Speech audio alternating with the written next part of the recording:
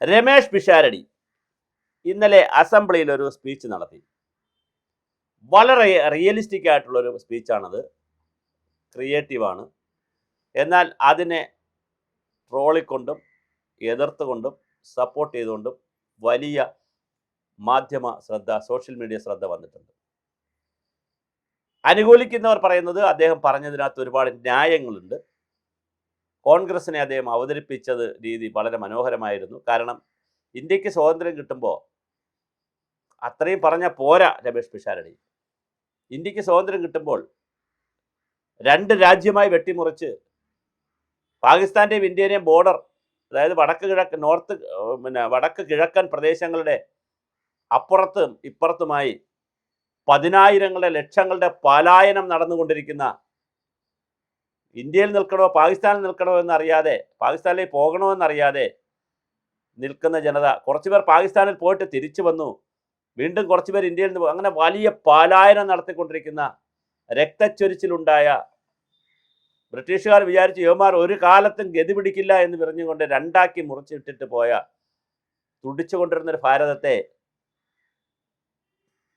രണ്ടായി വെട്ടി, ജീവനുള്ളൊരു ഭാരതത്തെ രണ്ടായി മുറിച്ച് നല്ലൊരു ഭാഗം ഇന്ത്യയിലും ചെറിയൊരു ഭാഗം പാകിസ്ഥാനിലുമാക്കിയിട്ട് രണ്ടായി മുറിച്ചിട്ടിട്ട് പോയപ്പോൾ യവന്മാർ ഹിന്ദുവിൻ്റെയും മുസൽമാൻ്റെയും പേരിൽ തമ്മിലടിച്ച് പരസ്പരം പോരടിച്ച് അതിർത്തി തർക്കമുണ്ടാക്കി അടിച്ച് തീർത്തുകൊള്ളുമെന്ന് വിചാരിച്ച ബ്രിട്ടീഷുകാർക്ക് ഉൾപ്പെടെ വലിയ അത്ഭുതം സൃഷ്ടിച്ചുകൊണ്ടാണ് ഇന്ത്യ മുന്നേറിയത്. സ്വാതന്ത്ര്യം കിട്ടുന്ന സമയത്ത് ഇന്ത്യ ലോകത്തിലെ എല്ലാ രാജ്യങ്ങളോടും കൈയച്ച് സഹായം ചോദിച്ചു. അമേരിക്ക പറഞ്ഞു ഒരൊറ്റ മനുഷ്യർ ഇന്ത്യക്ക് പണം കൊടുക്കരുത്. അന്ന് ഇന്ത്യ ലോകത്തിലെ രണ്ടാമത്തെ ജനസംഖ്യയുള്ള രാജ്യമാണ്. ഒന്ന് ചൈന, രണ്ട് ഇന്ത്യ. ഇപ്പോൾ നമ്മൾ ഒന്നാമതാണ്, ചൈനയാണ് രണ്ടാമത്. വളരെ കുറച്ച് ഭൂമിശാസ്ത്രം മാത്രം പ്രദേശമുള്ള, എന്നാൽ ലോകത്തിലെ 3% മാത്രം ഭൂമിശാസ്ത്രമുള്ള, 3 മുതൽ 4% മാത്രം ഭൂമിശാസ്ത്രമുള്ള, 18 മുതൽ 20% വരെ പോപ്പുലേഷൻ കിടക്കുന്ന പട്ടിണിപ്പാവങ്ങളുടെയും ദരിദ്ര നാരായണന്മാരുടെയും ഇന്ത്യയായിരുന്നു ഭാരതം. ശരിക്കും ഇന്ത്യ. ആ ഇന്ത്യയെ സഹായിച്ച ഒരേ ഒരു രാജ്യം സോവിയറ്റ് റഷ്യ മാത്രമായിരുന്നു. സോവിയറ്റ് റഷ്യയുടെ സഹായം കിട്ടിയതുകൊണ്ട്, USSRന്റെ യുണൈറ്റഡ് സ്റ്റേറ്റ്സ് ഓഫ് സോവിയറ്റ് റഷ്യയുടെ സഹായം കിട്ടിയതുകൊണ്ട് മാത്രമാണ്, അത് സാങ്കേതിക വിദ്യയിലാകട്ടെ, USSRന്റെ സോഷ്യലിസ്റ്റ് കൺസെപ്റ്റ് ലോകത്തിലെ എല്ലാ രാജ്യങ്ങളെയും സഹായിച്ചു.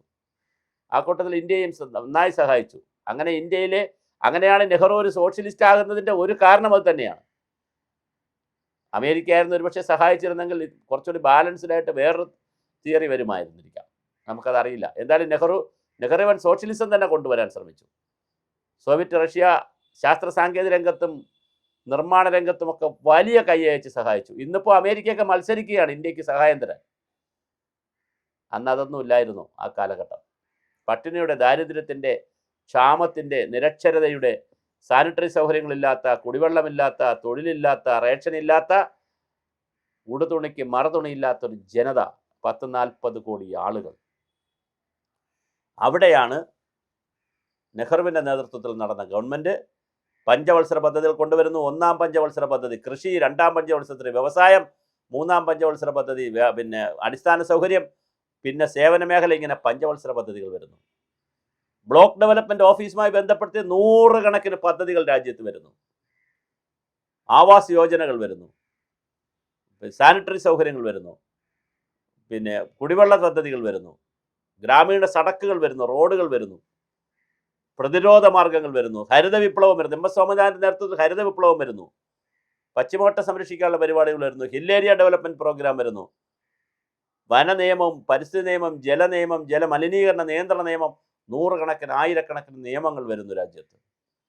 അങ്ങനെ ഒരു ജനതയായി നമ്മൾ കുറേ അധികം വർഷങ്ങൾ പോയതിന് ശേഷമാണ് രമേഷ് പിഷാരടി പറഞ്ഞതുപോലെ മൊബൈൽ ഫോണുള്ള കാലഘട്ടത്തിലാണ് ഈ ഗവൺമെൻറ് വന്നിരിക്കുന്നത്. മൊബൈൽ ഫോൺ പോയിട്ട്, റേഡിയോ പോയിട്ട്, ടെലിവിഷൻ പോയിട്ട് ഒന്നുമില്ലാതിരുന്ന, ഞാൻ നേരത്തെ പറഞ്ഞല്ലോ, ഒരുതരം പ്രാകൃത സമൂഹമായി നിന്ന ഭാരതത്തെയാണ് ഇന്നിങ്ങനെ മാറ്റിയെടുത്തത്. അത് മാറ്റിയെടുത്തതിൽ നെഹ്റുവിൻ്റെയും തുടർന്ന് വന്ന കോൺഗ്രസ് ഗവൺമെൻറ്റുകളുടെയും പങ്ക് ചെറുതായി കാണരുത് എന്ന് ആക്ഷേപിച്ചില്ലെങ്കിലും, വലുതായിട്ട് പറഞ്ഞില്ലെങ്കിലും കുഴപ്പമില്ല, ആക്ഷേപിക്കരുത് എന്നാണ് രമേഷ് പിഷാരടിയുടെ വാദം. വർഗീയതയെക്കുറിച്ച് രമേഷ് പിഷാരടി ചില സൂചനകൾ പറഞ്ഞു. അതൊരു പുതിയ ടേണാണ്.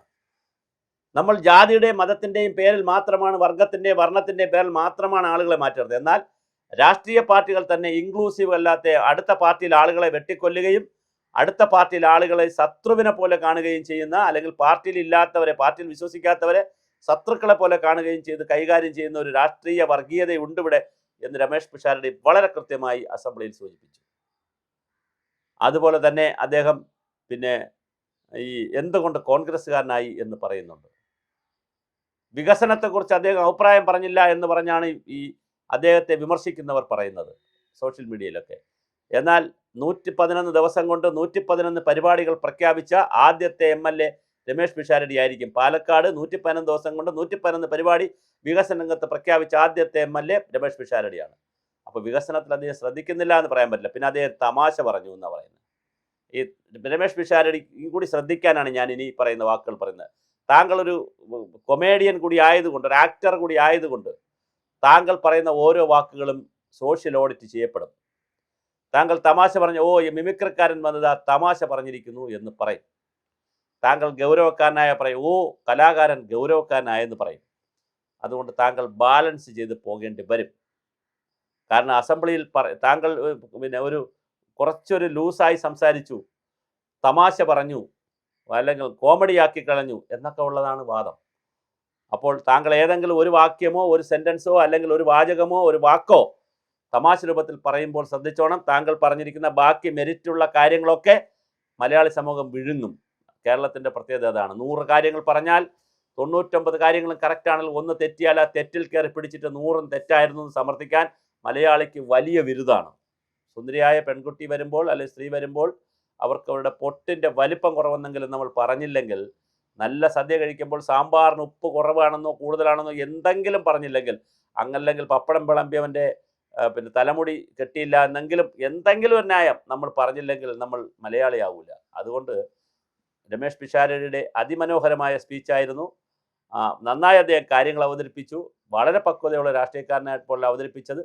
പിന്നെ അദ്ദേഹം കോമഡി പറഞ്ഞത് തീർച്ചയായിട്ടും അസംബ്ലിയെ പോലുള്ള സ്ഥലത്ത് ഭയങ്കര ബലം പിടിച്ചിരിക്കേണ്ട കാര്യമില്ല. എത്രയോ ആളുകൾ വളരെ വളരെ മനോഹരമായ കവിതകൾ, കൊട്ടേഷനുകൾ, പിന്നെ കോട്ട്സുകൾ, കൊട്ടേഷൻ എന്ന് പറഞ്ഞാൽ ഈ മറ്റുള്ളവർ പറഞ്ഞത്, മഹാന്മാർ പറഞ്ഞ കാര്യങ്ങൾ, നല്ല കവിതകൾ ഒക്കെ എത്രയോ ആളുകൾ പറയുന്നു. ഇപ്പോൾ സുധാകരൻ്റെയൊക്കെ പ്രസംഗത്തിൽ എപ്പോഴും ഏതെങ്കിലും ഒരു വരി ആരുടെയെങ്കിലും കോട്ടൊക്കെ വരും, വയലാറിനെയൊക്കെ കോട്ട് ചെയ്തിട്ടുണ്ട്. അപ്പോൾ അത് വരും, അതൊക്കെ വരട്ടെ. അപ്പോൾ എന്തായാലും രമേഷ് പിഷാരടി എന്തായാലും ഇന്നലെ നടത്തിയ പെർഫോമൻസ് അദ്ദേഹത്തിൻ്റെ കണ്ടന്റ് വൈസ് നല്ല മെരിറ്റ് ഉള്ളതായിരുന്നു. അവതരണവും നന്നായിരുന്നു. പിന്നെ ഈ പറഞ്ഞ പോലെ അത് തമാശയിലേക്ക് പോയോ ലൂസായി പോയോ എന്നുള്ളതൊക്കെ ചർച്ച ചെയ്തിട്ട് മെരിറ്റിനെ കാണാതിരിക്കുന്ന ഒരു സമൂഹമായി നമ്മൾ മാറരുത്. എന്തായാലും രമേഷ് പിഷാരടി വളരെ മനോഹരമായിട്ടാണ് അവതരിപ്പിച്ചത്. ഒരു കേവല നടനിൽ നിന്ന്, കേവല നടൻ ഞാൻ ഉദ്ദേശിച്ചത് രാഷ്ട്രീയക്കാരനല്ലാത്ത ഒരു നടനിൽ നിന്ന് ഒരു രാഷ്ട്രീയക്കാരനായി ട്രാൻസ്ഫോം ചെയ്യുന്ന പ്രോസസ്സാണ് ഇപ്പോൾ നടന്നുകൊണ്ടിരിക്കുന്നത്. അതിനൊരു സമയം കൊടുക്കണം. ഞാൻ വീണ്ടും പറയുകയാണ്, നമ്മൾ ആഹാരം പാചകം ചെയ്യാൻ അടുപ്പത്ത് വെച്ചാൽ തീ ഇട്ടിട്ട് പെട്ടെന്ന് ഇനി ഇറക്കാൻ പറ്റത്തില്ല. അതിന് സമയം കൊടുക്കണമെന്ന്, അത് വെന്ത് പാകമായി കറക്റ്റായി വരാൻ അതിന് സമയം കൊടുക്കണം. ഓരോ ഐറ്റവും ഇടുന്നതിന് സമയമുണ്ട്, ഇടുമ്പോൾ ഇളക്കണം. ഒരുപാട് പ്രോസസ്സിലൂടെ പാചകമായി വരുന്നത്, ഒരു വസ്തു രുചിയായി വരുന്നത്. അതുപോലെ ഒരു പുതിയ MLA വന്ന് അദ്ദേഹത്തിന് ചെറിയ അവസരം കിട്ടിയപ്പോൾ അദ്ദേഹം സമ്പൂർണ്ണ സമയം എടുത്തു പോലും 2 മിനിറ്റ് കുറച്ചേ സംസാരിച്ചത്. സാധാരണ എല്ലാവരും കൂടുതലാണ് സംസാരിക്കുന്നത്, 2 മിനിറ്റ് കുറച്ചേ സംസാരിച്ചത്. അങ്ങനെ സംസാരിച്ച ഒരു വ്യക്തിയെ ഈ പറഞ്ഞ പോലെ സോഷ്യൽ മീഡിയയിൽ നമുക്ക് കീറാം, വലിച്ചു കീറരുത്. അത് വളരെ സുഖമുള്ളൊരു കാര്യമല്ല.